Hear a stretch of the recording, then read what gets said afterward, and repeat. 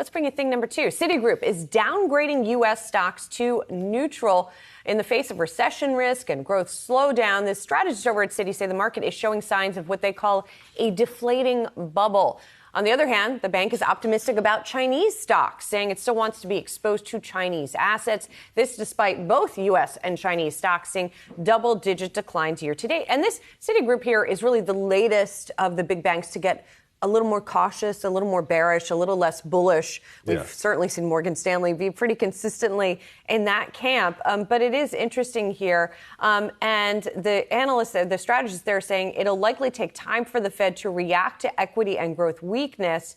And that's also something they're reacting to, which is kind of what you were just talking about. Right, because everybody wants the Fed, well, everybody's looking at their 401ks and their account statements, wants the Fed to ease up. But the Fed is resolved. They have to fix a problem, and the problem is high inflation, and this is affecting disproportionately the lower income Americans. So back to the Citi note, this is just the latest in a growing chorus of analyst notes that are coming out and saying we should expect lower prices in stocks. And that's not what the market wants to hear, obviously. But what does that mean in terms of the context of the nascent bounce that we have here? It's not even a rally yet. It's just 3 or 4 days. Nice to see, but is it going to have legs?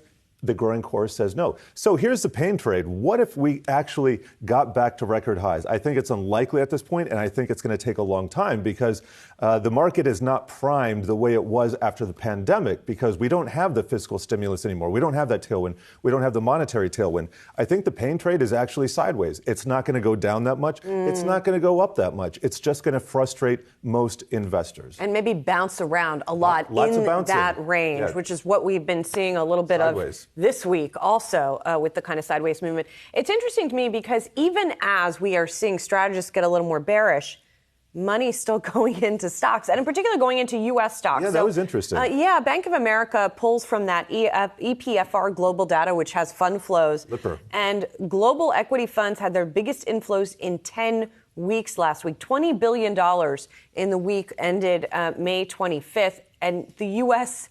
led those inflows. Yes. So it's quite interesting. And I don't know if that's a TINA situation. There's no alternative or least dirty shirt or whatever you want to call it. Right. Maybe it's because of the pullback that we've had that people are now putting their money back to work. But it is going to be painful if then it just bumps to the side. It is. And I take the fund flows with a grain of salt. But it is interesting when you have a reversal, as we're seeing here today, this week. And as you said, it's been outflows for about 7 or 8 weeks. And now we're seeing money come back in.